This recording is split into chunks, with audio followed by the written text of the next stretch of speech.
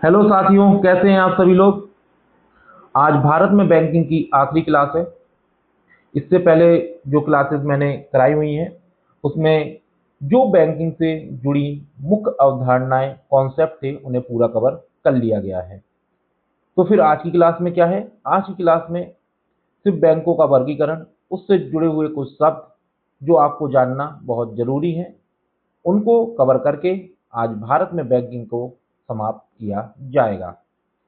आज की क्लास हम शुरू करते हैं अपनी दो प्रमुख लाइन से कि रख हौसला वो मंजर भी आएगा, कि रख हौसला वो मंजर भी आएगा, प्यासे के पास चल के समंदर भी आएगा, थक कर ना बैठ ये मंजिल के मुसाफिर, मंजिल भी मिलेगी और मिलने का मजा भी आएगा। पर एक कब आएगा, जो मैं अपनी हर एक क्लास में कहता हूँ कि मेहनत इतनी कीजिए कि हर एक चीज आसान हो जाए, है ना। और यूपीएससी, स्टेट पीसीएस या किसी भी सरकारी नौकरी की तैयारी में आज के समय में यह चीज बहुत ही ज्यादा महत्वपूर्ण हो गई है। ठीक है, चलिए, जैसा कि आपको पता भी है कि इसमें जो मैं क्लासेस लेता हूँ ये आपकी एनसीईआरटी और स्टैंडर्ड बुक्स को फुल कवर करता हूँ। कोई भी इनकी ऐसी बातें नहीं है जो आपसे छूटे, बल्कि हमारी क्लास में कुछ पॉइंट आपको एक्स्ट्रा ही मिलेंगे। तो भारत में बैंकों का वर्गीकरण, पहली बात, आपको मैंने आरबीआई पढ़ाया पढ़ाया है ना, रिजर्व बैंक ऑफ इंडिया क्या है, कैसे काम करता है, सब कुछ बता दिया था। इसके बाद मैंने आपको बताया है कि बैंक क्या होते हैं, ये भी बता दिया है। आज हम देख लेंगे कि उनका वर्गीकरण भारत में किस किस प्रकार के बैंक पाए जाते हैं। ठीक है, तो सबसे पहले इस डायग्राम को जो समझ लिया वो आगे की पूरी बात को समझ लेगा। देखिए, बैंकों का बैंक किसे कहा जाता है, रिजर्व बैंक ऑफ इंडिया को। मैंने बोला था पापा यही हैं बैंकों के। ठीक है, उसके अंतर्गत होते हैं अनुसूचित बैंक और एक होते हैं गैर अनुसूचित बैंक। अब इनमें क्या फर्क होता है, तो अनुसूचित बैंक वह बैंक होते हैं जो आरबीआई की अनुसूची दो, मतलब कि आरबीआई का जो एक समझ लीजिए नियम है उसकी अनुसूची दो में रखे जाते हैं। जैसे कि आरबीआई अधिनियम 1934 की दूसरी अनुसूची में जो शामिल होते हैं उन्हें हम अनुसूचित बैंक कहते हैं। और गैर अनुसूचित बैंक किसे कहते हैं, जो इसमें शामिल नहीं होते हैं। अच्छा, फिर कौन से शामिल होते हैं और कौन से नहीं होते हैं, तो आप यहाँ देखिए। जब आप अनुसूचित बैंक की बात करते हैं, जो आरबीआई की अनुसूची दो में शामिल हैं, उसमें आते हैं कॉमर्शियल बैंक। वाणिज्यिक का मतलब समझ रहे हैं, लेन देन करना, है ना, मार्केट की चीजें। इसके अंतर्गत कौन से बैंक आते हैं वाणिज्यिक के, सार्वजनिक, मतलब जहां पर सरकार का ज्यादा शेयर है, 51% या उससे ज्यादा। फिर आते हैं निजी, फिर आते हैं विदेशी, फिर आते हैं क्षेत्रीय ग्रामीण बैंक।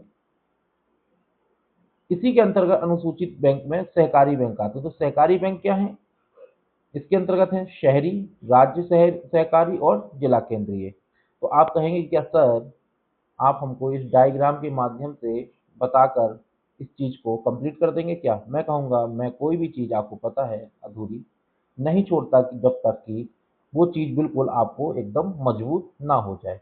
तो गैर अनुसूचित बैंक हम किन्हें कहते हैं, अगर कल के दिन आपसे कोई पूछ लेता है कि बताइए अनुसूचित बैंक क्या है, तो आप बता देंगे कि जो आरबीआई की अनुसूची दो में आते हैं उन्हें हम अनुसूचित बैंक कह देते हैं, और जो नहीं आते हैं उन्हें गैर अनुसूचित बैंक कह देते हैं। तो वो आपसे पूछने का यही प्रयास करेंगे कि बताइए जो गैर अनुसूचित बैंक हैं वो क्यों है, इसके पीछे क्या कारण है। तो आप बताइएगा। पहला तो कारण यह है। तो दूसरा क्या है, इनकी प्रदत्त पूंजी और आरक्षित निधि 5 लाख रुपए से कम होती है, और जिनकी 5 लाख होती है या उससे अधिक वो क्या होते हैं, अनुसूचित बैंक में आ जाते हैं। नुकसान क्या है, ये समान स्थिति में आरबीआई से ऋण, जैसे कि मैंने आपको पहले बैंक रेट पढ़ा दिया, एमएसएफ पढ़ा दिया, पर प्राप्त करने के हकदार नहीं होते, केवल आपातकाल को छोड़कर। आपातकाल में ले सकते हैं, ये एक अब बात है, इसको याद रख लीजिएगा। ठीक है, अब देखिए मैं ये बैंकों का वर्गीकरण सबसे बाद में क्यों पढ़ाता हूँ। जैसे अब CRR आएगा, SLR आएगा, रेपो रेट भी आएगी, रिजर्व रेपो रेट भी आएगी, घाटा भी आएगा कि भाई नॉन परफॉर्मिंग एसेट हो गया। तो आप सब चीज़ें आपको समझ में आई कि इससे पहले मैंने आपको हर एक चीज़ बहुत अच्छे से क्लियर कर दी है। पारंपरिक रूप से इन्हें अपना CRR RBI के बजाय स्वयं के पास क्या होता है, रखना होता है। हालांकि अब RBI नियमों को सख्त कर रहा है, पर अभी भी CRR जो RBI के पास रखते हैं अनुसूचित बैंक, गैर अनुसूचित बैंकों को अपने पास रखना होता है। भारत में इनकी संख्या क्या है, नगण्य है, मतलब इतने ज्यादा नहीं है। जैसे लोकल एरिया में कुछ हैं जो गैर अनुसूचित बैंकों के अंतर्गत आते हैं। फिर अनुसूचित बैंक होने का क्या फायदा है? आप कहेंगे सर चलिए मैंने बात मानी कि भाई अनुसूची 2 में डाल दिया RBI एक्ट 1934 के तहत, इनका फायदा क्या है? तो देखिए, बिना फायदे के कोई काम होता नहीं है, ये मैंने आपको बता दिया। ये याद रखिएगा कि अनुसूची 2 में आने के लिए न्यूनतम 5 लाख रुपए होना, यूपीएससी बना सकता है कथन कि यूपीएससी एनसीईआरटी और स्टैंडर्ड बुक्स का समावेशन बहुत अच्छे से कर रहा है। आरबीआई की संतुष्टि, बैंकों को आरबीआई को यह संतुष्ट करना होता है कि उसका कार्यकलाप जमाकर्ताओं के हितों के विरुद्ध नहीं है। विशेषाधिकार क्या होते हैं? आरबीआई से रियायती दर, मतलब जो बैंक रेट पर ऋण की सुविधा, आरबीआई के समाशोधन गृह की स्वतः सदस्यता इन्हें मिल जाती है। अब चलिए एक एक करके, जो मैंने आपको बताया हुआ था कि अनुसूचित बैंकों में वाणिज्यिक बैंक के अंतर्गत कौन कौन से बैंक आते हैं उनके विषय में हम अच्छे से समझ लेते हैं। सार्वजनिक क्षेत्र का मैंने आपको बता दिया था, जहां गवर्नमेंट की हिस्सेदारी कितनी हो, अभी प्रेजेंट में कितने हैं, ठीक है। निजी क्षेत्र क्या होते हैं? जहां पर प्राइवेट सेक्टर की हिस्सेदारी अधिक है या गवर्नमेंट की नगण्य होती है, इसमें गवर्नमेंट की नहीं होती है, प्राइवेट सेक्टर ही पूरा हैंडल करके से चला रहा होता है, ठीक है। इनका ध्यान ज्यादा लाभ कर, मतलब लाभ लेने पे नहीं होता है। देखिए ये अधिक मुख्य रूप से लाभ प्लस सामाजिक कल्याण होता है। इनका क्या होता है, शेयरधारकों के पास पूर्णतः लाभ और उच्च दक्षता पर ध्यान केंद्रित करते हैं। एनसीईआरटी समष्टि अर्थशास्त्र के अनुसार वाणिज्यिक बैंक मनी मल्टीप्लायर प्रक्रिया के माध्यम से अर्थव्यवस्था में साख का निर्माण करते हैं।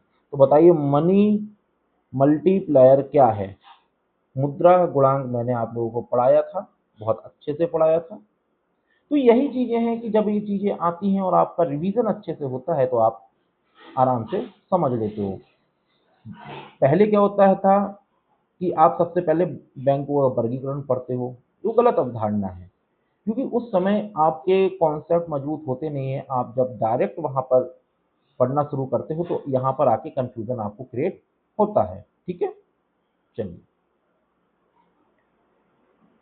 इन्हीं अनुसूचित बैंकों में आते हैं विदेशी बैंक। तो थोड़ा सा इसके विषय में भी जान लेते हैं। इनका मुख्यालय विदेश में होता है, लेकिन शाखाएं भारत में कार्य कर रही होती हैं। 2008 के वैश्विक संकट के बाद आरबीआई ने विदेशी बैंक को भारत में होली ऑन सब्सिडरी पूर्ण स्वामित्व वाली सहायक कंपनी के रूप में काम करने के लिए प्रोत्साहित किया, ठीक है। लाभ क्या हुआ? WOS model. अब देखिए आपसे पूछा जा सकता है कि wholly owned subsidiary model RBI के द्वारा किस प्रकार के बैंकों को सशक्त करने के लिए लाया गया था? तो याद रखना विदेशी बैंक, है ना। विदेशी बैंक की भारतीय इकाई एक स्वतंत्र कंपनी मानी जाती है, जिससे यदि मूल देश में बैंक डूब जाए तो भारतीय जमाकर्ता सुरक्षित रहते हैं।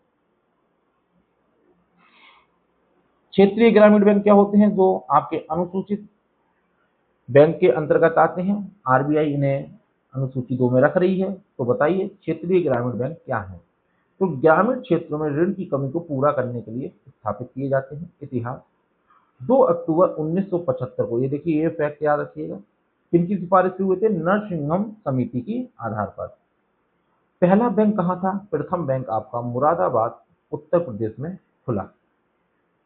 इसमें शेयर कैसे होता है? तो इसमें शेयर होता है केंद्र सरकार का सबसे अधिक 50%। उसके बाद जो प्रयोजक बैंक है, जैसे कि मान के चलिए एसबीआई है, पीएनबी है या आईसीआईसीआई है, वो देगा 35%। और जिस राज्य में है वहां पर 15%। हर एक राज्य में ये अलग अलग नामों से होते हैं और ग्रामीण स्तर पर कार्य कर रहे होते हैं। यहाँ पर यूपीएससी में इसलिए लिख देता हूँ कि आप लोग जब इस चीज को पढ़ रहे हों तो आपको समझ में आ जाना चाहिए कि यूपीएससी हो या स्टेट पीसीएस या कोई भी एग्जाम यहाँ से आपसे जरूर काम कराने वाला है। वाणिज्यिक बैंकों के लिए प्योरिटी सेक्टर लैंडिंग अभी मैं आपको बताऊंगा ये क्या होती है, इसको भी डेप्थ में आगे बताऊंगा मैं। 40% है, लेकिन जो रीजनल रूरल बैंक को अपने कुल ऋण का 75% प्राथमिकता प्राप्त क्षेत्र को देना अनिवार्य है। इसमें मुख्य रूप से कृषि और माइक्रो स्मॉल मीडियम इंटरप्राइजेस शामिल हैं। देखिए, अभी यूपीएससी 2026 का पेपर हुआ। जिन बच्चों ने ये सोचा कि टेस्ट सीरीज कर लेते हैं, करंट अफेयर पूरा अच्छे से पढ़ लेते हैं, बहुत जल्दबाजी में काम किया, सिलेक्शन नहीं हो पाया। तो आप कहेंगे सर सिलेक्शन हुआ किसका? सिलेक्शन उसी बच्चे का हुआ है जो स्टैंडर्ड्स बुक्स होती थी उसके चैप्टर को बड़ी बारीकी से पढ़ा, पढ़ने के बाद जो चीज़ समझ में नहीं आई, जैसे कि मैं भारतीय अर्थव्यवस्था पढ़ा रहा हूँ तो आपने मेरे पढ़ाने का तरीका देखा होगा, मैं ज़्यादा फालतू की बातें नहीं करता हूँ और मुझे ऐसा लगता है कि ज़्यादा से ज़्यादा ध्यान बच्चों को पढ़ाने पे दिया जाना चाहिए। और आजकल कोचिंगों में क्या चल रहा है, नैतिक बातें या हंसी मजाक, और उसमें आप लोगों को मज़ा भी आ जाता है थोड़ा बहुत। तो मैं भी थोड़ी सी कर लेता हूँ कि आपको ऐसा ना लगे कि अरे यार ये टीचर कैसे हैं, लगातार पढ़ाते ही जा रहे हैं। मैं कहता हूँ 1 घंटा मिला है उसका यूज बहुत अच्छे से करो, क्योंकि आज आप टाइम पास करोगे पढ़ाई के साथ तो आने वाले भविष्य में ये दुनिया टाइम पास करेगी आपके साथ। ये दुनिया आपके साथ टाइम पास करेगी, आपको इज्जत नहीं दी जाएगी, कोई मतलब नहीं होगा आपको, आपको डिप्रेशन आना शुरू हो जाएगा। इसलिए बोल रहा हूँ मेहनत कर लीजिए अच्छे से, है ना। तो मैं आपको ये बता रहा था कि यूपीएससी का जो पेपर बना उसमें जिन बच्चों ने क्रॉस किया तो वो बच्चे कैसे पढ़े होंगे। तो उनका सबसे अच्छा तरीका था कि उन्होंने सबसे पहले जो स्टैंडर्ड बुक्स हैं, ठीक है, देखिए एनसीईआरटी लोग कहते हैं पढ़ो, अब मैं उसका विरोध नहीं करता हूँ, बट मैं आपसे एक चीज कहता हूँ, एक चीज बताइए आप, एनसीईआरटी पढ़ना क्यों जरूरी है? पहले तो मुझे इसका सवाल का जवाब चाहिए। देखिए एनसीईआरटी होती है कि जो छोटी छोटी बातें हैं उनको आप ध्यान रख सकें, इसलिए आपसे कहते हैं कि भाई एनसीईआरटी पढ़ लीजिए, थोड़ा सा बेस मजबूत कर लीजिए, फिर स्टैंडर्ड बुक आइए। मैं कहता हूँ आजकल तो नेट है, हर चीज है, तो एनसीईआरटी क्यों पढ़ना। मान के चलिए आपने एक छोटा टॉपिक उठाया, फंडामेंटल राइट, ठीक है, मूल अधिकार। अब इस आप शांति से थोड़ी देर बैठिए, आपने जो स्टैंडर्ड बुक ली है, पहली बात तो मैं भी पढ़ूंगा, आप मेरा ही पूरा पॉलिटी का कोर्स पढ़ लेंगे तो आपको कोई समस्या नहीं आएगी। तो मैं एग्जांपल दे रहा हूँ किसी भी सब्जेक्ट को पढ़ने का।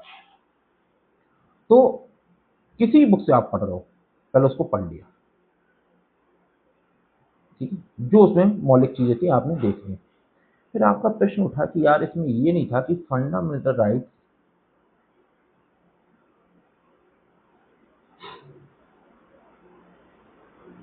क्यों चाहिए,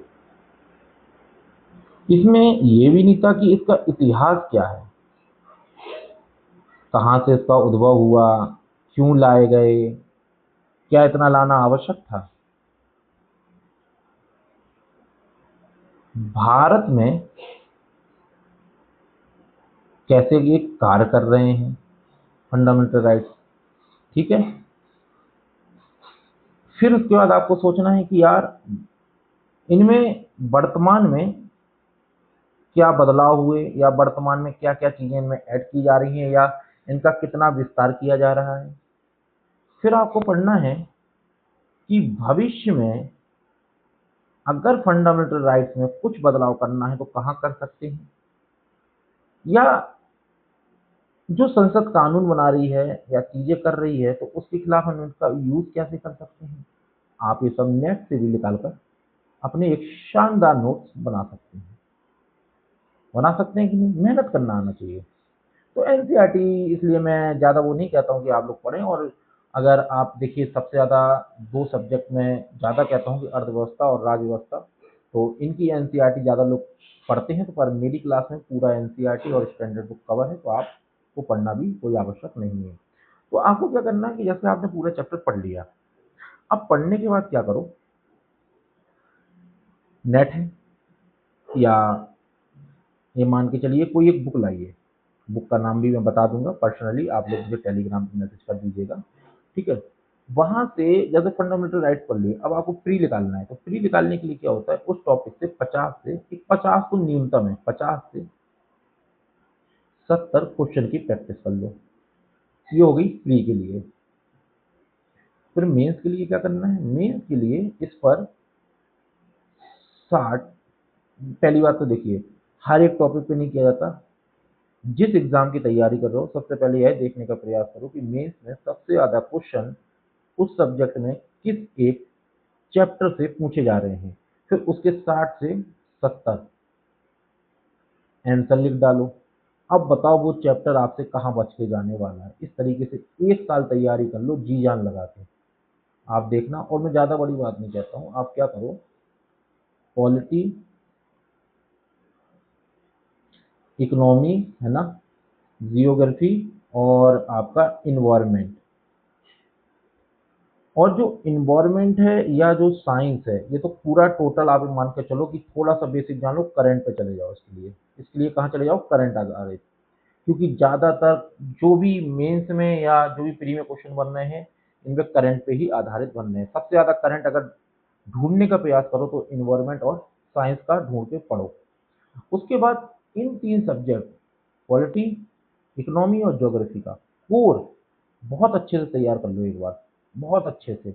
फिर आप देखना आपका प्री भी आराम से हर एक स्टेट पीसीएस यूपीएससी का लिख लेगा, आराम से मेंस भी लिख लोगे, क्योंकि ये जान है, ठीक है।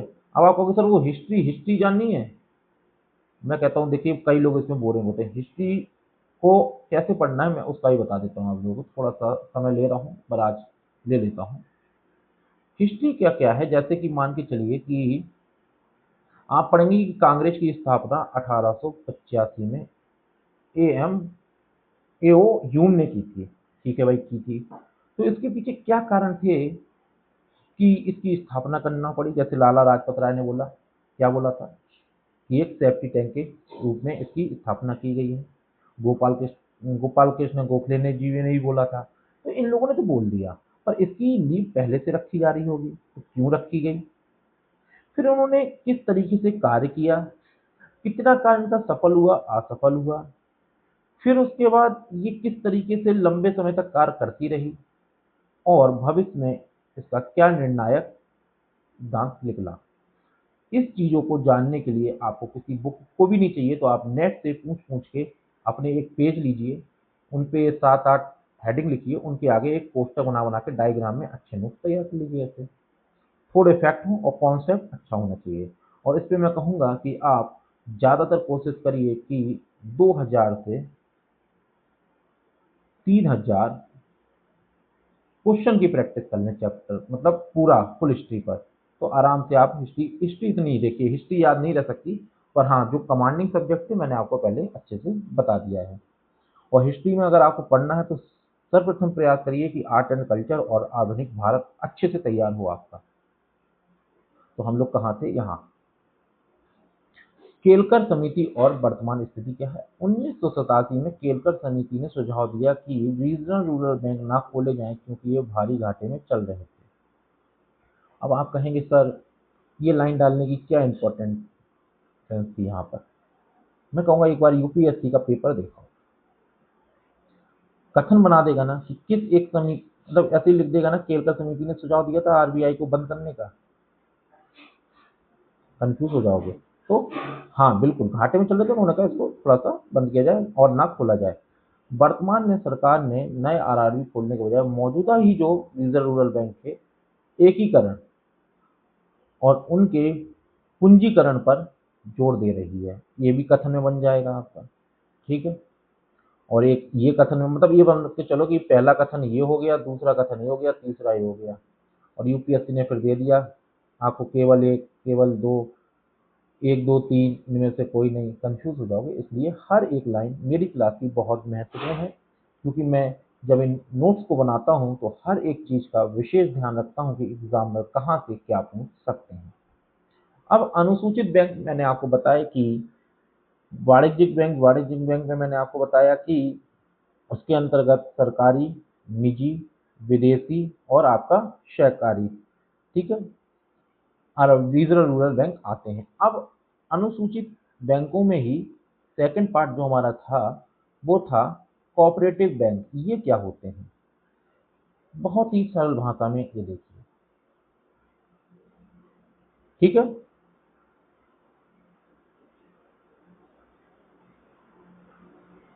ये बात याद रखिएगा कि इनका जो काम करने का तरीका है ना, वो नो प्रॉफिट नो लॉस, परस्पर सहायता करके ये काम करते हैं। इनका प्रशासन एक व्यक्ति एक वोट के लोकतांत्रिक सिद्धांत पर चलता है, चाहे किसी सदस्य के पास कितने भी शेयर हों। तो ये लाइन को आप छोटे में मत लीजिएगा, यूपीएससी यहीं से आपको थोड़ा सा ट्रिकी क्वेश्चन बना के घुमा देगा कि चलिए क्वेश्चन लिखिए, सहकारी बैंक के निम्नलिखित कथनों पर विचार करें। सहकारी बैंक गैर अनुसूचित बैंक होते हैं जिनका उद्देश्य नो प्रॉफिट नो लॉस के आधार पर परस्पर सहायता पर कार्य करता है। यह है पहला कथन आपका। दूसरा कथन लिखिए, इनका प्रशासन एक व्यक्ति एक वोट ब्रैकेट बनाइए लोकतांत्रिक सिद्धांत पर चलता है, पर किसी सदस्य के पास अगर शेयरधारिता अधिक है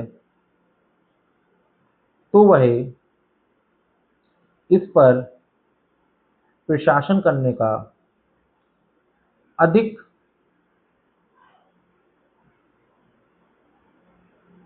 दायित्व रखता है। अब चलिए, इतना बड़ा क्वेश्चन बना दिया था ना सर आपने, ऐसी यूपीएससी बनाता है, स्टेट पीसीएस भी ऐसे बना रहे हैं। फिर लिखिए, निम्नलिखित कथनों में से कितने गलत हैं? केवल एक, ये ए ऑप्शन में लिखिए केवल एक, है ना।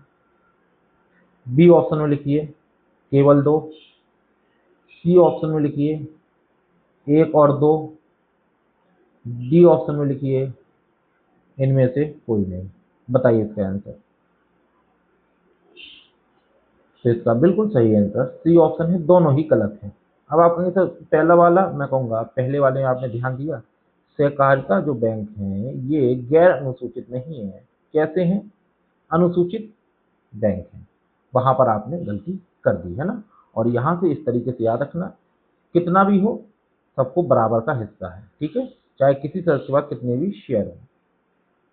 दोहरा नियंत्रण, ऐतिहासिक रूप से सहकारी बैंक दोहरे नियंत्रण में थे। प्रशासन और पंजीकरण राज्य सरकार, ठीक है।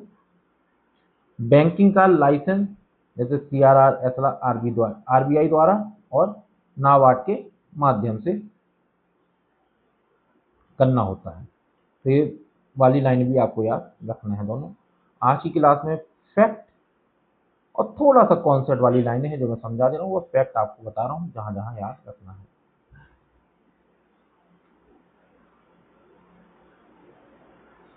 ये देखिए, शीर्ष स्तर पर राज्य सहकारी स्टेट कोऑपरेटिव बैंक, यह राज्य स्तर पर सर्वोच्च संस्था है। यह आरबीआई और नाबार्ड से धन प्राप्त करता है और इसे निचले स्तर तक पहुंचाता है। कहाँ से? ये आपका स्टेट लेवल का है। इसने धन लिया कहाँ से? आरबीआई और नाबार्ड से।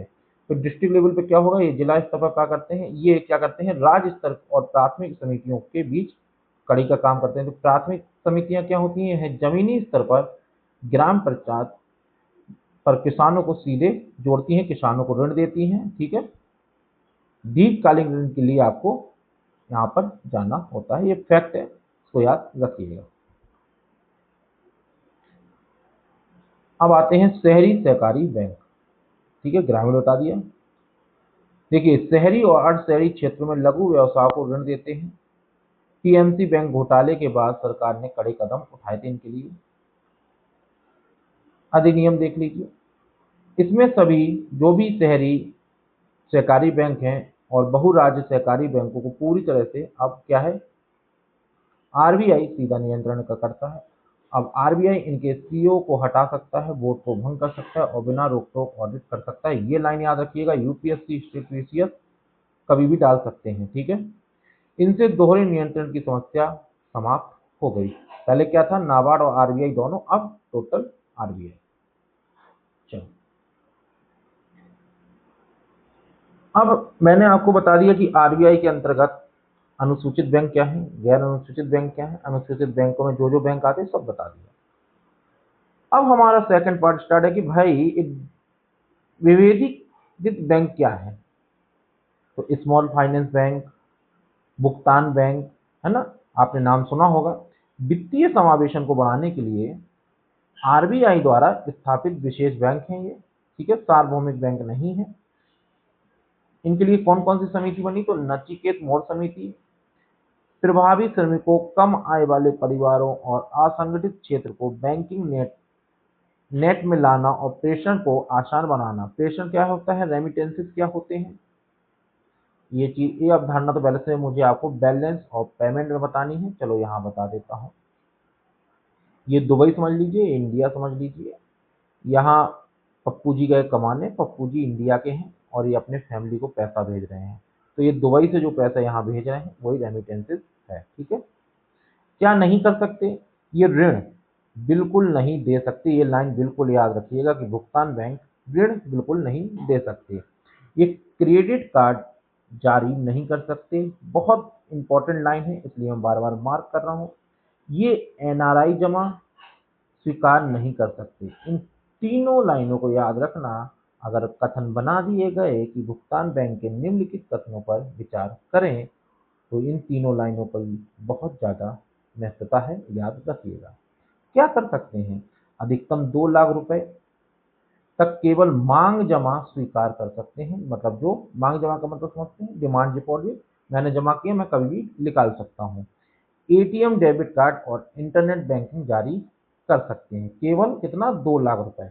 ये बिल्कुल याद रखिएगा, इनको छोटे छोटे फैक्ट मत मानिए, ये पूरा आपका एक क्वेश्चन है। अच्छा, लघु वित्त बैंक क्या होते हैं। विवेदिक बैंक में पूसा थोराट समिति का संबंध किस प्रकार के बैंकों से है, तो स्मॉल फाइनेंस बैंक। इनका उद्देश्य भी वित्तीय समावेशन है, लेकिन ये पेमेंट बैंक से अधिक उन्नत है। ये असंगठित क्षेत्र, छोटे किसानों और माइक्रो स्मॉल मीडियम इंटरप्राइज को क्रेडिट ऋण प्रदान करने पर केंद्रित हैं। ये सभी प्रकार की जमा, जिसमें सेविंग, करेंट, एफडी, है ना, स्वीकार कर सकते हैं। कोई 2 लाख की सीमा नहीं। ये ऋण और क्रेडिट कार्ड दे सकते हैं। तो सारी कॉन्सेप्ट याद रखिएगा कि ये पेमेंट बैंक से अच्छे एक हाई लेवल पे जाके काम करते हैं। ये असंगठित क्षेत्र को, ठीक है, क्रेडिट या ऋण दे सकते हैं। वो बिल्कुल ऋण नहीं दे सकते थे भुगतान बैंक, ठीक है। ये वहां पर सिर्फ डिमांड डिपॉजिट था, यहाँ पर आप सेविंग, करेंट, है ना, फिक्स डिपॉजिट सब कर सकते हैं। साथ ही साथ वहाँ न्यूनतम सीमा 2 लाख रुपए थी डिमांड डिपॉजिट की, यहाँ कोई ऐसी सीमा नहीं है। और ये ऋण और क्रेडिट कार्ड दे सकते हैं। वहां वो ऋण और क्रेडिट कार्ड नहीं, सिर्फ एटीएम या डेबिट कार्ड दे सकते थे। अब हम बात करते हैं, देखिए पीएसएल आ गया, पीएसएल लक्ष्य बीओटी सेक्टर है। इन्हें अपने एडजस्ट नेट बैंक क्रेडिट का 75% प्राथमिक प्राप्त क्षेत्र को देना अनिवार्य है। किसको, स्मॉल फाइनेंस बैंक को। याद रखिएगा, लघु ऋण शर्त क्या है, इनके कुल ऋण पोर्टफोलियो को 50% हिस्सा 25 लाख रुपए तक के छोटे ऋणों का होना चाहिए। ये लाइनें प्रमुख हैं, याद रखिएगा, बिल्कुल भी नहीं भूलना है। सभी लोग पानी पी लीजिए, क्योंकि आज हम बैंकिंग को पूरा कवर करेंगे, ठीक है।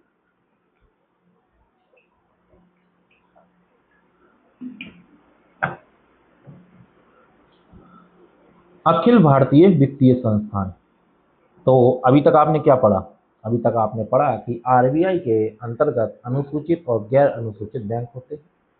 अनुसूचित बैंक में वाणिज्यिक बैंक, वाणिज्यिक बैंक के अंतर्गत मैंने आपको बताया कि सरकारी क्षेत्र के बैंक, निजी क्षेत्र के बैंक, विदेशी बैंक और आपके रीजनल रूरल बैंक आते हैं।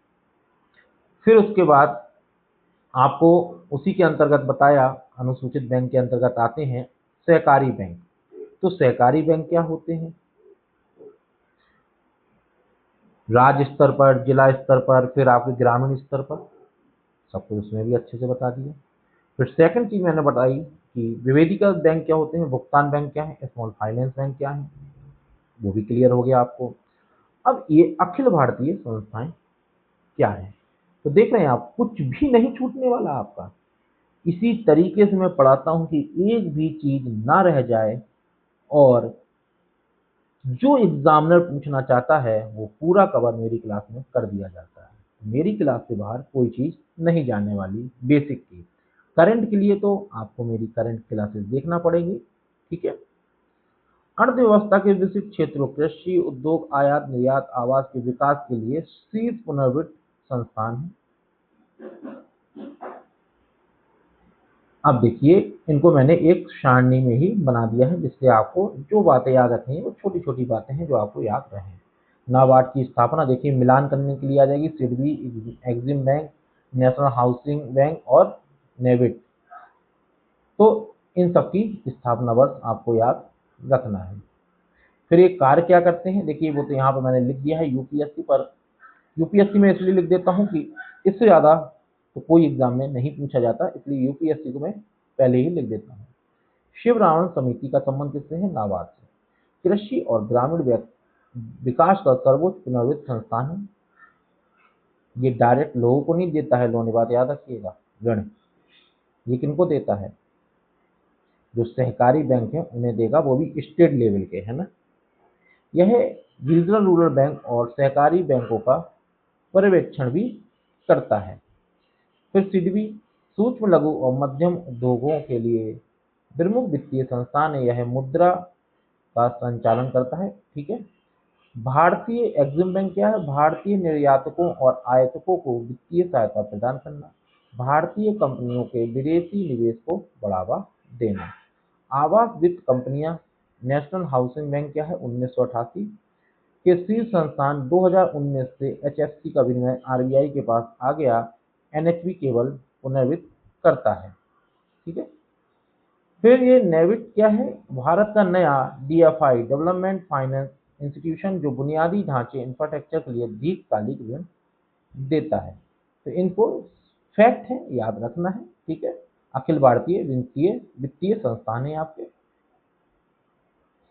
फिर सबसे बड़ी बात होती है कि आपने कई बार सुना होगा कि बजाज फाइनेंस है, एयरटेल फाइनेंस है, या आप लोगों से पूछते हैं भैया आप कहाँ काम करते हैं, तो वो कहते हैं हम भैया बजाज फाइनेंस में काम करते हैं। तो कभी उनसे पूछने का प्रयास किया आपने कि ये बजाज फाइनेंस क्या है, क्या बैंक है, ये काम क्या करती है, कभी कुछ जानने का प्रयास किया। तो ये एक प्रकार की एनबीएफसी होती हैं। तो एनबीएफसी क्या है, नॉन बैंकिंग फाइनेंस कंपनी। इसका मतलब क्या है कि बैंक जैसे कार्य ये नहीं करेंगी, हाँ छोटे छोटे लोगों को ऋण देंगी, ठीक है, ऋण दे देंगी, सामान ले लीजिए, चीजें ले लीजिए, जमा स्वीकार नहीं करती हैं। आरबीआई पूरी तरीके से इन्हें कंट्रोल नहीं करता है ना। और इस पर यूपीएससी या स्टेट पीसीएस काफी क्वेश्चन पूछते हैं, इसके जो भी फैक्ट है वो आगे आपको पता लग जाएंगे। शैडो बैंकिंग का एक आधार है, शैडो बैंकिंग भी आगे मैं बताऊंगा क्या। वे कंपनियां जो बैंकों की तरह ऋण देती हैं लेकिन जिन पर बैंकों जितने कठोर नियम लागू नहीं होते हैं। 50-50 टेस्ट किसके लिए है, याद रखिएगा, कभी एग्जाम में पूछा जाए तो एनबीएफसी के लिए। एनबीएफसी कंपनी अधिनियम 1956-2013 के तहत पंजीकृत एक कंपनी है जो ऋण अग्रिम देने, शेयर बॉन्डों के अधिग्रहण या पट्टे के व्यवसाय में लगी है। कहीं आपने इसमें लिखा कि जमा करना या वित्तीय मध्यस्थता का काम करना जो बैंकों का होता है, ऐसा कुछ है इसमें नहीं, सिर्फ ऋण दे रही है, शेयर बॉन्डों में इन्वेस्ट कर रही है ना। कोई कंपनी एनबीएफसी तभी मानी जाएगी कब, और आरबीआई द्वारा विनियमित होगी जब एसिड टेस्ट उसकी कुल संपत्ति का 50% से अधिक हिस्सा वित्तीय संपत्तियों, फाइनेंशियल एसेट, लोन्स और इन्वेस्टमेंट का हो। इनकम टेस्ट होगा फिर उसका, उसकी सकल आय का 50% से अधिक हिस्सा वित्तीय संपत्तियों से प्राप्त होता हो, तब आरबीआई उसको फुल तरीके से कंट्रोल कर लेगा। अच्छा, बैंक बनाम एनबीएफसी का एक अंतर देख लेते हैं। ये देखिए मांग जमा वाणिज्यिक बैंक ले सकते हैं। मांग जमा आप समझते हैं कि हमने पैसा जमा किया, हमें लेना है, ये नहीं कर सकते हैं। केवल कुछ एनबीएफसी सावधि जमा जो लंबे समय का होता है, फिक्स डिपॉजिट स्वीकार कर सकते हैं। ठीक है, ये लाइन याद रखिएगा, यूपीएससी कभी भी पूछ देगी या कोई भी स्टेट पीसीएस, आप दिक्कत में आ सकते हैं। भुगतान प्रणाली में सिस्टम का हिस्सा है, चेक जारी कर सकते हैं, ये नहीं। देखिए भुगतान प्रणाली का हिस्सा नहीं है, स्वयं पर आहित चेक जारी नहीं कर सकते। जमा बीमा, जमाकर्ताओं को 5 लाख तक की बीमा सुविधा, अगर बैंक डूब जाता है तो आपको 5 लाख रुपए तो मिलेंगे ही मिलेंगे, अगर आपके 25 लाख है पर भी 5 लाख मिलेंगे। एनबीएफसी के जमाकर्ताओं को यह सुविधा उपलब्ध नहीं है। विदेशी निवेश, इसमें निजी बैंकों में 74% तक विभिन्न मार्गों से, और यहाँ पर आपका 100% एफडीआई।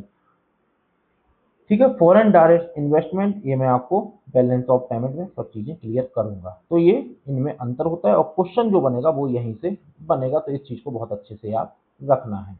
और आप कहेंगे सर सीआरआर एसएलआर एनबीएफसी पे लागू होती है, मैं कहा हाँ, जो एफडीज लेते हैं या जो देखिए यहाँ पे ना फिक्स डिपॉजिट, यहाँ पर लागू होते हैं, कुछ पर होते हैं, सभी पर नहीं।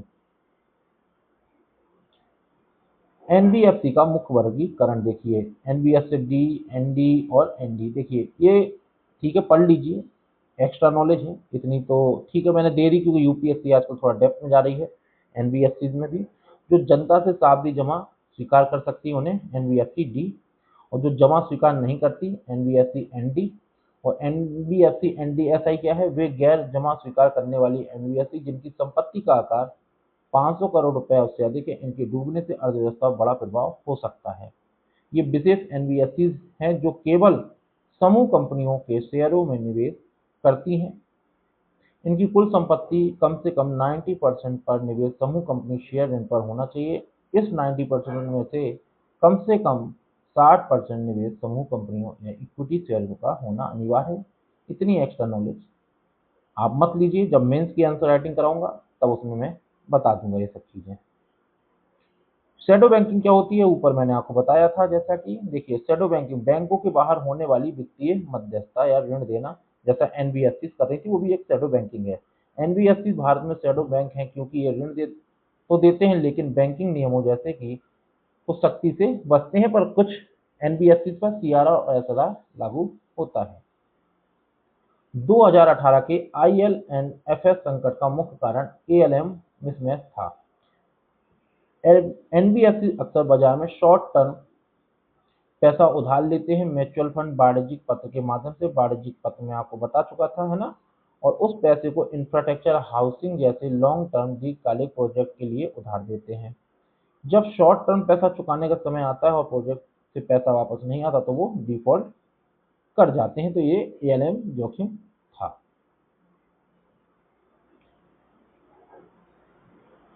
पूरा एनबीएफसी को मैंने पूरा मेंस का भी फुल इसमें कवर कर दिया है। ठीक है, आधार परत क्या होती है, मध्य परत क्या होती है, ऊपरी परत और शीर्ष परत, ये सब वैसे तो मेंस की चीजें हैं, पर भी मैं आपको बता देता हूँ।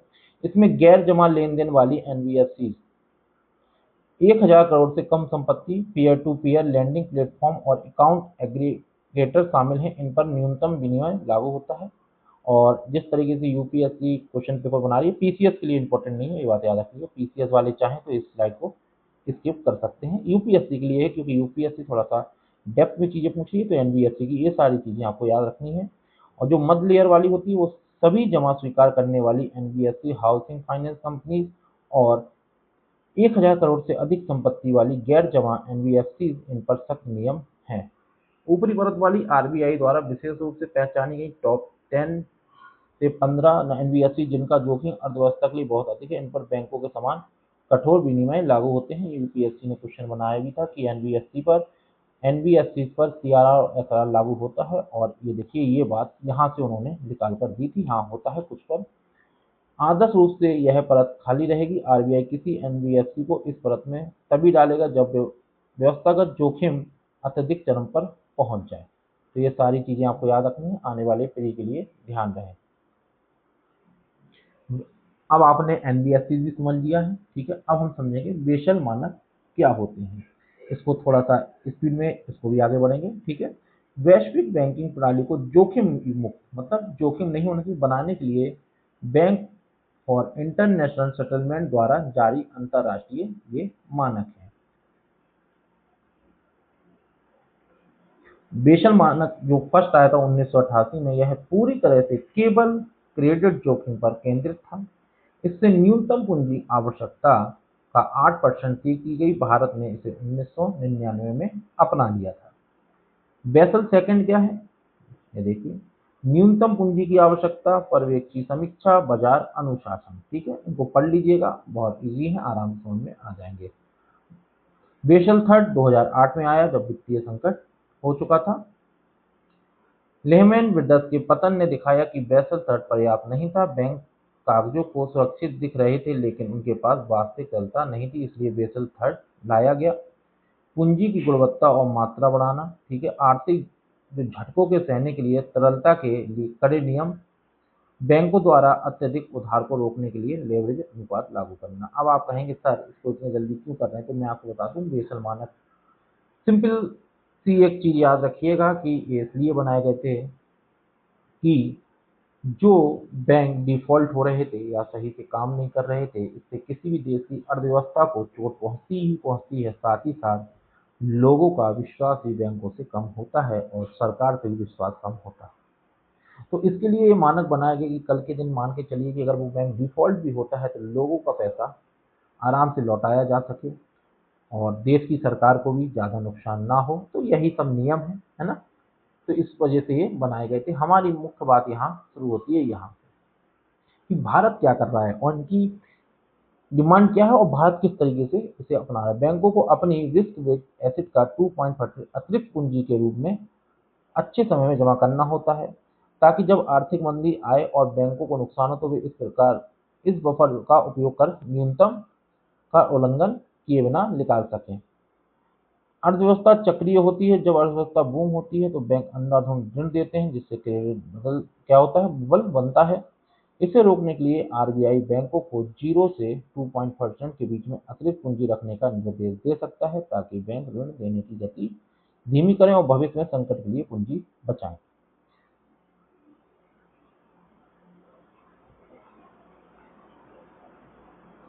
बहुत ज़्यादा इसमें मैंने आपको मेंस का पूरा कवर किया गया है। चलिए कर लेते हैं, एक बार मुझे मेंस में भी ये कवर करना था पूरा, तब भी मैं कर लेता हूँ। लेवरेज रेशियो क्या है, यह बैंक की टियर 1 पूंजी और उसके कुल एक्सपोजर संपत्ति का अनुपात है। बेसल सेकंड के अनुसार यह न्यूनतम 3% होना चाहिए और आरबीआई क्या कर रही है, देखिए आप, ये हमारे लिए मोस्ट इंपॉर्टेंट लाइन है। ठीक है, याद रखिएगा, यहाँ से प्री में चीजें निकल सकती हैं। डी सिप क्या होते हैं, ये सिंपल से याद रखिए कि बड़ा आदमी है, फेल होगा तो मान के चलिए कि घर में एक कमाने वाले हैं जो सबसे ज्यादा कमा रहे हैं, अगर वो दिक्कत में गए, स्वास्थ्य खराब हुआ, कुछ भी हुआ तो पूरे घर की दिक्कतें बढ़ जाती हैं। ऐसे ही ये इतने बड़े बैंक हैं कि अगर ये डूबे तो पूरी अर्थव्यवस्था डूब जाएगी। आरबीआई ने वर्तमान में SBI, HDFC, ICICI D SIB घोषित किया है। इन्हें बेसल मानकों से भी अधिक अतिरिक्त पूंजी रखनी होती है।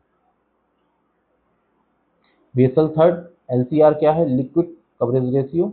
अल्पकालिक संकट से निपटने के लिए बैंक के पास उच्च गुणवत्ता वाली तरल संपत्ति जैसे नगद, सरकारी बॉन्ड। अब बताइए नगद और सरकारी बॉन्ड कहाँ रखे जाते हैं, सीआरआर में कि एसएलआर में होने चाहिए कि वह लगातार 30 दिनों तक बड़े पैमाने पर पैसा निकाले जाने को संभाल सकें, तो एसएलआर में रखे जाते हैं। याद है ना कुछ। तो लिक्विडिटी कवरेज रेशियो समझ गए आप कि भैया तुरंत ही संकट आया है उसको कैसे हमें संभालना है। नेट स्टेबल फंडिंग रेशियो क्या होता है, यह दीर्घकालिक संरचनात्मक तरलता सुनिश्चित करता है। समय सीमा 1 वर्ष। इसका उद्देश्य यह है कि बैंक अपनी लंबी अवधि की संपत्तियों जैसे 20 साल का होम लोन के वित्त पोषण के लिए लंबी अवधि की स्थिर देनदारियों जैसे फिक्स डिपॉजिट का ही उपयोग करें, ना कि रात भर उधार लिए गए पैसे का।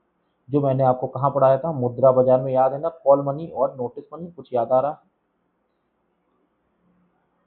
ये पूंजी पर्याप्तता अनुपात क्या होता है, और जो हमारा बेसल मानक थर्ड है उसके अनुसार 8% पर आरबीआई रखवा रहा है 9%। क्यों, यह सुनिश्चित करता है कि बैंकों के पास अपने द्वारा दिए गए ऋण, उन्होंने लोन दिया, और जोखिम मतलब कि जो ऋण वापस नहीं हो रहा है को कवर करने के लिए अपनी स्वयं की पर्याप्त पूंजी है। अगर कल के दिन वो ऋण वापस भी नहीं आया तो किस तरीके से बैंक को संभाल लें, ठीक है, उसे कहते हैं आपका पूंजी पर्याप्तता अनुपात।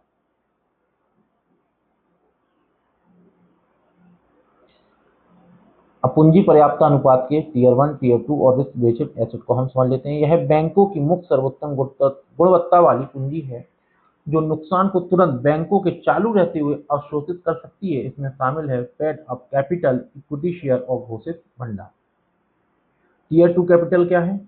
यह पूरक पूंजी है, यह कम विश्वसनीय है और बैंकों के दिवालिया होने की स्थिति में ही नुकसान को अवशोषित करती है। इसमें अप्रकट भंडार को कुछ प्रकार के डेब्ट शामिल किए जाते हैं। सभी ऋणों को जोखिम समान नहीं होता, बैंकों की संपत्ति को जोखिम के आधार पर भार दिया जाता है, ठीक है। ये सब मेंस के टॉपिक बड़े डेप्थ वाले हैं, आपको जो जो मैंने बोला है वही वही पढ़ना है, ठीक है। और नॉन परफॉर्मिंग एसेट क्या होता है? सिंपल सी बात है, नीरव मोदी जी भाग गए थे पैसा लेके, माल्या भी भाग गए हैं बैंकों से लेके, तो वही बैंकों का जो पैसा वापस नहीं आ रहा वही होता है नॉन परफॉर्मिंग एसेट। बैंकिंग क्षेत्र का सबसे बड़ा सिरदर्द है स्ट्रेस स्टेट, एनपीए वर्गीकरण और इस तरीके से ट्विन बैलेंस शीट समस्या, ठीक है। तो एनपीए मैंने आपको बता ही दिया क्या होता है, बस इसका वर्गीकरण इससे पहले जो था, इससे पहले चलता था, ये देखिए एनपीए 90 दिन बनने से पहले ही पहले दबाव की पहचान करने के लिए आरबीआई ने स्पेशल मेंशन अकाउंट श्रेणी बनाई। स्पेशल मेंशन अकाउंट 0, 1 एंड 2, 0 में 1 से 30 दिन, इसमें 31 से 60 और इसमें अगर चलेगा तो 61 से 90, ठीक है। तो इसको याद रखना है। कब बोल दिया जाता है कि भाई एनपीए हो गया? वह एनपीए जो 12 महीने या उससे कम अवधि, मतलब 1 साल और उससे थोड़ा सा कम एनपीए श्रेणी में रहता है, मतलब हमारा पैसा वापस नहीं आ रहा है, डिफॉल्ट हुए 90 दिन प्लस 12 महीने तक बैंकों को इसके लिए अपनी आय में से 15% का प्रोविजन करना होता है, ठीक है। संदिग्ध संपत्ति क्या है? वह संपत्ति जो 12 महीने से अधिक समय तक उपमानक श्रेणी में बनी रहती है, इसमें वसूल की संभावना कम हो जाती है, प्रोविजन आवश्यकता 25 से 100% तक बढ़ जाती है। क्षतिग्रस्त संपत्ति क्या है? भैया नुकसान हो चुका है, 100% प्रोविजन करना आवश्यक है। यह बैंक सभी गैर निष्पादित ऋणों का कुल योग, यह बैंकों की खराब ऋणों की कुल मात्रा को दर्शाता है, इसे ग्रॉस एनपीए कहते हैं।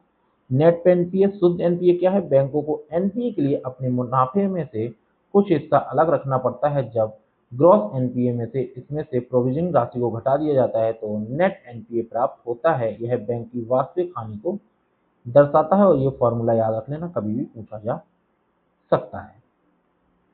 ट्विन बैलेंस शीट सिंड्रोम क्या है? तो ये एक आर्थिक संरक्षण में किसके द्वारा ये शब्द गढ़ा गया था, इनको याद रखिएगा, ये क्वेश्चन पूछा जा सकता है। जब सही तरीके से अपने चीजों को नहीं दर्शाया जाए बैंकों के द्वारा और कंपनियों के द्वारा, तो उसे कहते हैं ट्विन बैलेंस शीट सिंड्रोम। ये देखिए वही चीजें हैं, दोनों ही स्वस्थ हैं।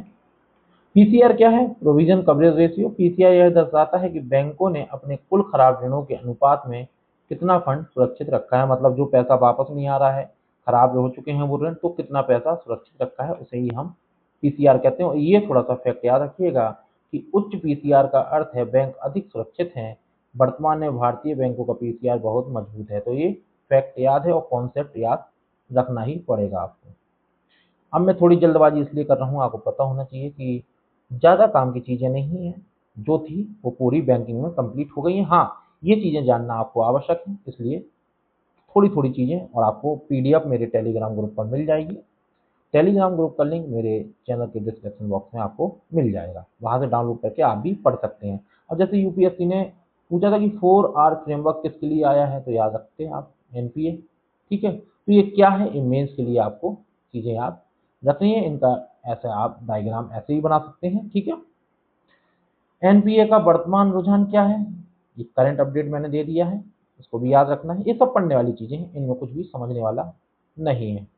अब बैंकों के एनपीए बढ़ रहे हैं, चीजें बढ़ रही हैं, तो भाई इसके लिए कुछ तो करना पड़ेगा। तो 2016 में आया आपका इंसॉल्वेंसी बैंक्रप्सी कोड 2016। इसने क्या किया कि आईबीसी ने पुरानी जो डेबिटर पोजीशन है, कर्जदार का नियंत्रण व्यवस्था को क्रेडिट कंट्रोलर लेनदार का नियंत्रण में बदल दिया। अब डिफॉल्ट होने पर प्रमोटर से कंपनी का नियंत्रण छीन लिया जाता है। न्यायाधिकरण कंपनियों के लिए एनसीएलटी और डीआरटी का निर्माण किया जाएगा। इन्हें कहते हैं कि बेड बैंक, मतलब कि जो भी लोन खराब हो चुके हैं, पैसा वापस नहीं आ रहा है, उनसे वो चीजें लोग ले लेते हैं, फिर उनकी संपत्तियों पे जाके चीजों को जाके नीलाम करते हैं, उनकी संपत्तियों से जो पैसा आता है वो रिकवरी के रूप में उपयोग करते हैं।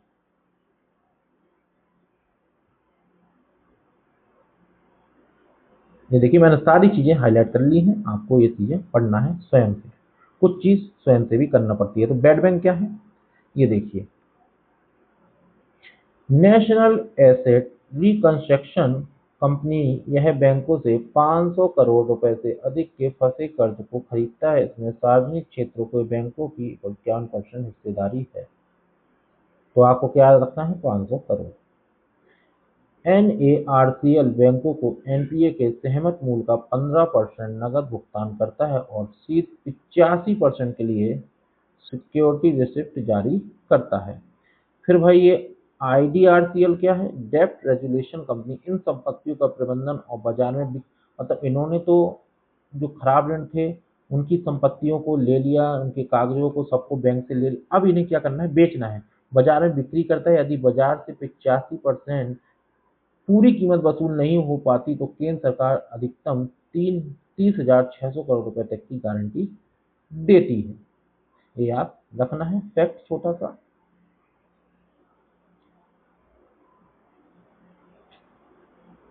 प्रोजेक्ट शतक क्यों आया था, सुनील मेहता समिति की सिफारिश पर आया था। यह बैंकों के बीच एक समझौता था कि किस तरीके से आपको समाधान योजना तैयार करने का अधिकार दिया जाता है, किस तरीके से बैंकों में सुधार किया जाए, ठीक है। और बड़े कारपोरेट अक्सर कई बैंक मिलकर देते हैं, जो एनपीए होता था तो बैंक आपस में सहमत नहीं हो पाते, जिससे समाधान में देरी होती थी, वैल्यू गिर जाती थी, उसके लिए इसको लाया गया। मिशन इंद्रधनुष क्या है कि बैंकों में किस तरीके से उनके बैंक ऑफ डायरेक्टर या किस तरीके से नियुक्ति करना है या उनमें क्या क्या सुधार कर सकते हैं, ये सब 7 सूत्रीय कार्यक्रम थे, ये भी आपको ही पढ़ना पड़ेंगे, ठीक है। मैंने यहाँ पर सारी चीजें दे दी हैं। आप ये मत सोचिएगा कि सर इनको नहीं पढ़ेंगे तो क्या हो जाएगा, फ्री में आता है। देखिए कोई कॉन्सेप्ट नहीं है, पढ़ने की चीजें हैं। अब इतना तो आप कर सकते हैं, पूरी बैंकिंग मैंने फुल कंप्लीट कराई है कॉन्सेप्ट को कवर करके, तो आपको इतना करना पड़ेगा। अतः जो मैं बार बार कह रहा था कि स्मॉल फाइनेंस बैंक हैं, इनको 75, रीजनल रूरल बैंक को 75 और आपका वाणिज्यिक बैंकों को 40% पीओटी सेक्टर लैंडिंग रखनी होती। तो ये क्या है, यहीं से आप समझ जाएंगे। अर्थव्यवस्था के उन महत्वपूर्ण क्षेत्रों को ऋण सुनिश्चित कराना जो रोजगार पैदा करते हैं लेकिन जिन्हें बाजार से आसानी से ऋण नहीं मिलता, जैसे कृषि हुआ, शिक्षा हुआ, है ना। और यहाँ पर आप देख भी सकते हैं पीएसएल लक्ष्यों की गणना एडजस्ट नेट बैंक क्रेडिट या credit equivalent amount of balance sheet exposure जो भी अधिक हो के आधार पर की जाती है। घरेलू, वाणिज्यिक बैंक और विदेशी बैंक 40, ये देखिए सबको लिख रखा है, ठीक है, ये पढ़ा दिया मैंने। कृषि में 18%, कमजोर वर्ग को 12 और सूक्ष्म उद्योग के लिए 77.5%, ये याद रखिएगा, यहाँ से क्वेश्चन बन जाएगा आपके फ्री में, ठीक है। तो न्यू है उनके लिए लोन को देना। कमी क्या है, क्या होगा, ये सब देखिए मेंस के टॉपिक है, आपको पढ़ना है। मेंस की एक बुकलेट बनाइए, उसको अच्छे से आप लिख सकते हैं। ये सारी चीजें मैंने अच्छे से डायग्राम में दे दी। डिजिटल भुगतान और भविष्य की बैंकिंग, जैसे कि मैंने आपको बताया था कि आरटीजीएस क्या है, ठीक है, नेशनल इलेक्ट्रॉनिक फंड ट्रांसफर क्या है, यूपीआई क्या होता है, ये सब मैंने आपसे कहा था कि मैं आपको बता दूंगा और इनकी बहुत ही अच्छे तरीके से डायग्राम बना दिया है। डिजिटल पेमेंट के लिए देखिए कौन कौन सी समितियां बनी है, किस किस सन में, ये सारे आपको ही पढ़ना पड़ेंगे। देखिए इसलिए पढ़ना पड़ेंगे, यहाँ पर सिर्फ फैक्ट है कि कौन सी समिति बनी, रतन बटाल समिति। अब यहाँ कोई कॉन्सेप्ट नहीं है, ये कुछ चीजें हैं जो आपको स्वयं से पढ़ना है, इसलिए बार बार मार्क करके आगे बढ़ रहा हूँ। यहाँ समझाने का है, यहाँ थोड़ा सा वेट करेंगे और समझाएंगे कि नेशनल इलेक्ट्रॉनिक फंड ट्रांसफर क्या होता है, आरटीजीएस क्या होती है और इमीडिएट पेमेंट सिस्टम क्या होता है। इनका संचालक आरबीआई, आरबीआई पर इसका national payment corporation of India होता है। इनमें न्यूनतम सीमा कोई नहीं है, रुपए एक भी भेज सकते हैं, पर यहाँ 2 लाख से नीचे आप नहीं भेज सकते हैं और यहाँ पर भी कोई न्यूनतम सीमा नहीं है। अधिकतम आप कितना भी कर सकते हैं, कोई यहाँ पर भी कोई सीमा नहीं है। यहाँ पर 5 लाख तक की सीमा है और बैंकों पर निर्भर करता है। यहाँ आधे आधे घंटे के बैच पर काम होता है, यहाँ वास्तविक समय तुरंत ही काम हो जाता है, यहाँ भी तत्काल काम हो जाता है। ये देखिए 365, 365 और 365 दिन तक, और ये प्री में क्वेश्चन बनता है इनके अंतर पर, तो अच्छे से आपको पढ़ लेना है। यूपीआई क्या है, ठीक है। आधार पेमेंट सिस्टम क्या है। National payment corporation of India द्वारा विकसित इमीडिएट पेमेंट सिस्टम बुनियादी ढांचे पर काम करता है। यह वर्चुअल पेमेंट एड्रेस का उपयोग करता है, ये याद रखिएगा, जिससे खाता संख्या या आईएफएससी कोड साझा करने की आवश्यकता समाप्त हो जाती है। हाल ही में यूपीआई को वैश्विक बनाया जा रहा है और अभी तक ये 9 देशों ने अपना लिया है। ये करंट अफेयर है, याद रखिएगा।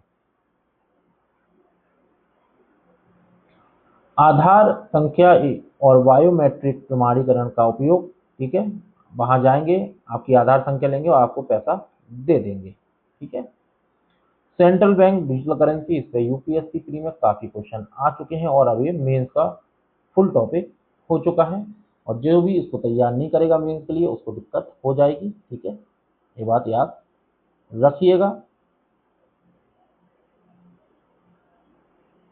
2 मिनट। तो मेंस के लिए आपको इसे याद रखना है कि जो हमारी अभी तक वास्तविक मुद्रा कार्य कर रही थी और जो डिजिटल करेंसी आई, इसके आने से भविष्य में किस तरीके से और खतरा बढ़ सकता है या अच्छे तरीके से बैंकों द्वारा कार्य किया जा सकता है, टिप्पणी करें। तो इस तरीके से जो क्वेश्चन बनेगा उसको टैकल करने के लिए आप इसको पढ़िएगा। इसमें मैंने बहुत ही अच्छे पॉइंट डाले हुए हैं सारे, और यहाँ पर मैंने एक बार तुलना कर दी है कि कहीं तुलना करके क्वेश्चन बनता है कि क्रिप्टो करेंसी क्या है, यूपीआई क्या है और ये क्या है, तो प्रगति, देयता, ब्याज और नुकसान यहीं से बनेगा। ये भी आपके स्लाइड में फुल कवर कर दिया है। तो आज की क्लास में आप देख सकते हैं कि ज़्यादा कॉन्सेप्ट नहीं थे, टोटल क्लास फैक्ट पर बेस्ड थी, और पर ये फैक्ट और कुछ चीज़ें आपको जानना जरूरी थी, इसलिए मैंने इनको कराया। अगर नहीं भी कराता तो भी ज़्यादा कुछ नहीं होता, बैंकों का वर्गीकरण करा के मैं क्लास को ख़त्म कर सकता था, पर मैंने कहा नहीं, चीज़ों को थोड़ा सा डेप्थ में लेके जाते हैं, बच्चों को कहीं से भी क्वेश्चन आ जाए कोई भी कन्फ्यूज़न नहीं होना चाहिए, इसलिए कुछ चीज़ें आपको पढ़ने के लिए दी हैं। इसकी पीडीएफ मेरे टेलीग्राम ग्रुप पर डाल दी जाएगी, वहाँ से डाउनलोड कर लीजिएगा और अच्छे से पढ़ लीजिएगा। कल हम करेंगे नेक्स्ट चैप्टर अपना स्टार्ट, है ना। और यहाँ पर देखिए मैंने लिख भी दिया है पूरी क्लास का सार, पढ़िएगा। और आपका अगर कोई क्वेश्चन है, कुछ भी है, तो आप मुझे टेलीग्राम पर मैसेज कर सकते हैं। तो क्लास को लाइक करिए, शेयर करिए, कमेंट करिए और चैनल को सब्सक्राइब जरूर करिएगा। धन्यवाद।